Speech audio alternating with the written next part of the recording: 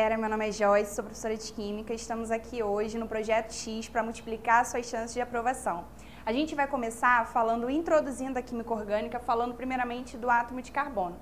Então, o átomo de carbono, se a gente for consultar a tabela periódica, a gente vai ver o quê? Que o número atômico do carbono é 6 e a distribuição eletrônica dele é essa aí, ó, 1s2, 2s2, 2p2. Se vocês observarem, a última camada aqui, ó, o maior N, N igual a 2, na última camada eu tenho 4 elétrons, 2 no orbital S e 2 no orbital P. Se vocês forem somar os dois elétrons do orbital S e do orbital P, vocês vão ver que a gente tem no total 4 elétrons na camada de valência. E isso dá uma valência igual a 4 para o carbono, e por isso ele é chamado de tetravalente. E aí, em cima disso, a gente vai estudar os tipos de ligações que o carbono pode fazer. O carbono pode fazer ligações do tipo simples, dupla ou tripla. A gente não falou que o carbono é tetravalente? Se ele é tetravalente e ele pode fazer esses 3 tipos de ligação, eu posso ter um carbono que faz 4 ligações simples ou uma ligação dupla, só que se ele fizer uma ligação dupla, ele não é tetravalente. Se ele fizer uma ligação dupla, ele só pode fazer mais 2 outras simples. Se ele fizer uma ligação dupla, ele ainda pode fazer também outra dupla e ele vai continuar obedecendo aí a tetravalência do carbono, tudo bem? E ele ainda pode fazer a ligação tripla, sendo que se ele fizer a ligação tripla, ele só pode fazer mais uma ligação simples.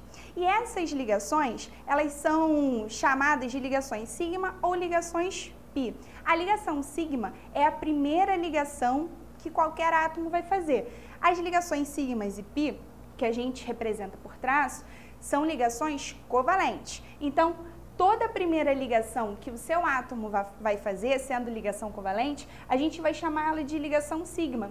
Tá vendo aqui nesse primeiro exemplo? Nesse primeiro exemplo, a gente tem 4 ligações sigmas. São todas ligações do tipo simples. Nesse segundo exemplo, onde eu tenho uma dupla, lembra, a primeira ligação sempre é sigma. Então, quantas ligações sigmas eu tenho nesse caso? 3. E essa outra aqui, a segunda ligação da dupla, seria uma ligação pi.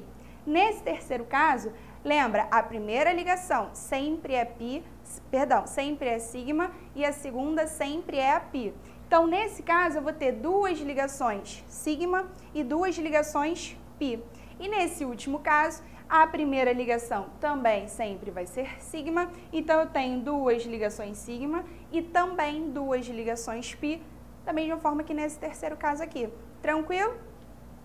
Falando de carbono quiral, o que é o carbono quiral? Carbono quiral é o carbono que vai apresentar 4 ligações sigma, ou seja, 4 ligações simples, e o mais importante, todos os ligantes são diferentes. Olha o nosso exemplo, esse carbono aqui, ó, ele tem esse ligante, que é o hidrogênio, tem esse ligante aqui, que é o radical metil, tem esse outro ligante, que é o radical hidroxila, e esse outro ligante, que é um radical etil. Repararam que os 4 ligantes são diferentes?